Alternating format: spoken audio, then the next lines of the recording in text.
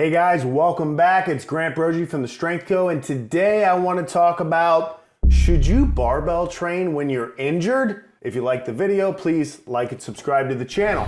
If you're watching this video, chances are you either really like me or probably you hurt yourself somehow. And I get it. That happens in the weight room and out of the weight room. Things do hurt, but you know you're supposed to train, you know you're supposed to work out. And so the question came to your mind, can I lift weights while injured?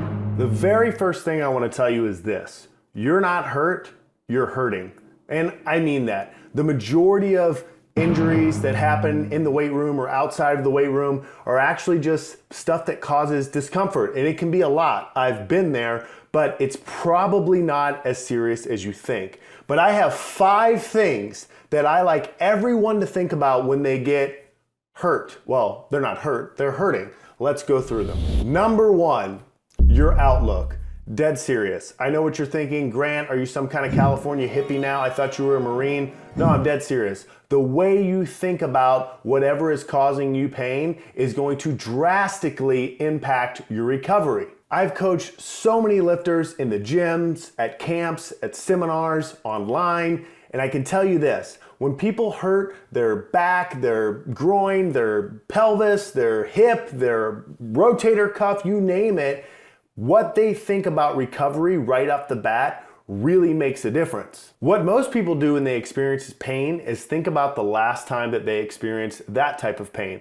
And for most of the people I work with, or the general lifting population, they think back to, I don't know, when they were 18 or 20 and they tell me a story about how they hurt their back doing X, or they pulled their groin doing Y, or their hip has this issue when they were playing high school football. You name it, I've heard the stories. So they think back to that event and then they assume whatever the recovery process was, however many months or years ago, that's exactly what's going to happen now. So I've had tons of people in my gym say, I just tweaked my back, and I'll immediately want to go into my rehab video or plan. We do have a video on that you should check out for back pain specifically. But instead of listening to me, they'll tell me, you don't understand. When I hurt my back, I'm out for 2 to 3 months. They're associating the current pain they're experiencing with something that they've experienced in the past. And so their outlook for recovery is already, in the dumps. They're not even thinking that getting back under the bar is possible, and they're actually packing their gym bag and they're trying to leave. So if you just hurt yourself today, yesterday, a week ago, and you've been kind of down in the dumps about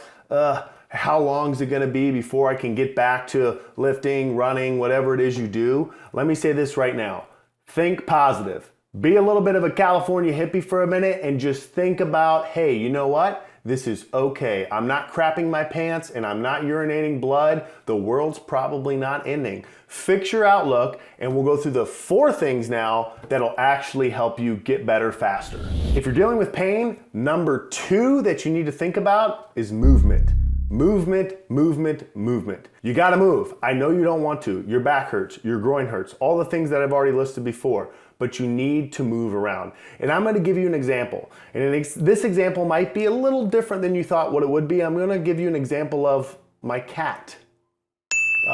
Cute little guy. My cat was out hunting birds, lizards, squirrels, fighting off the local raccoons, being a saber-toothed tiger, and doing his job to protect my home, and he somehow fell off a fence and broke his hip. He broke his hip and I took him to the vet, and surgery and all those things happened, and I'm a little bit poor, but my cat's healed. Well, kind of healed. So he got his surgery, a hip replacement. They actually shave off the top of the femoral head and let the connective tissue there kind of come back together. And he had that procedure done. He came back, he had the cone on, his leg was shaved, he's laying in bed, you're giving him pain medicines. But I did what I do with people, and I took him outside and I made him run around, and I did squats with him because I knew that motion is the lotion, or movement is what would help his rehab. And sure enough, 2 to 3 weeks in, he was looking a whole of a lot better, not limping as much, his gait was getting better, everything was looking pretty good. Well, he's a big boy, likes to have a good time, and so in the evening sometimes I'll go outside and do some work, maybe watch a sports game, and I'll bring the cat out.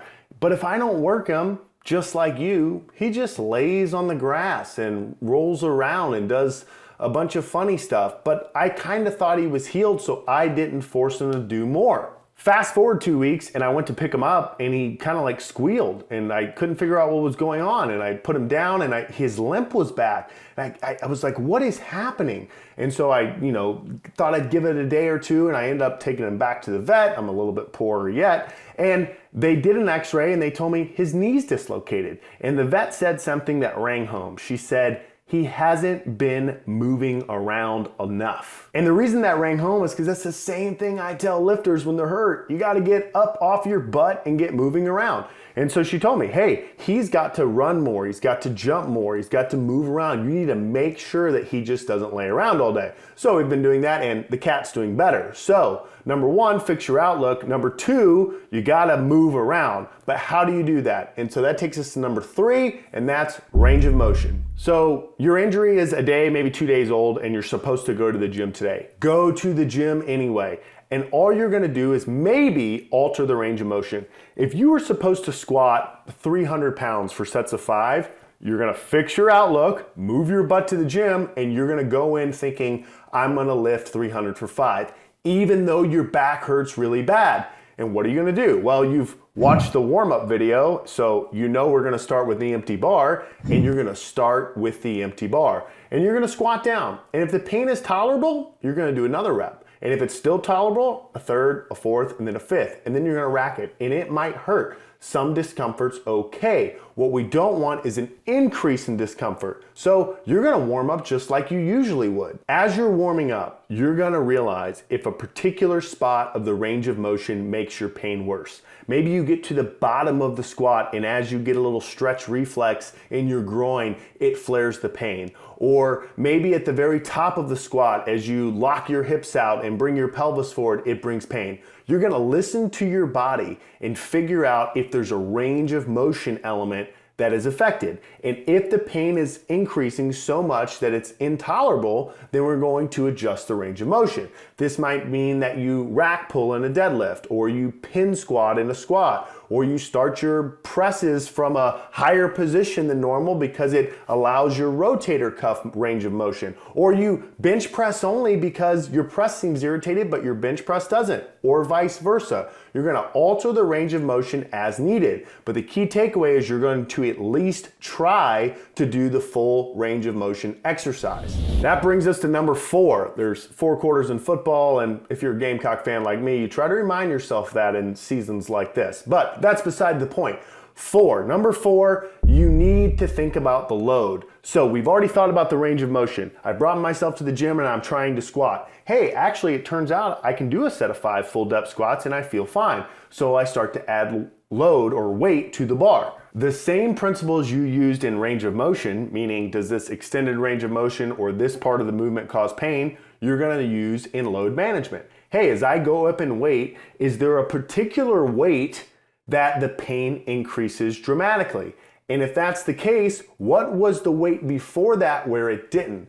Let's go back to the squat example. You're supposed to squat 300 by 5, you do 225 for 3 and it feels fine. You go to 275 and it hurts. That's okay. Don't freak out. Go back down to 225 and do 3 sets of 5.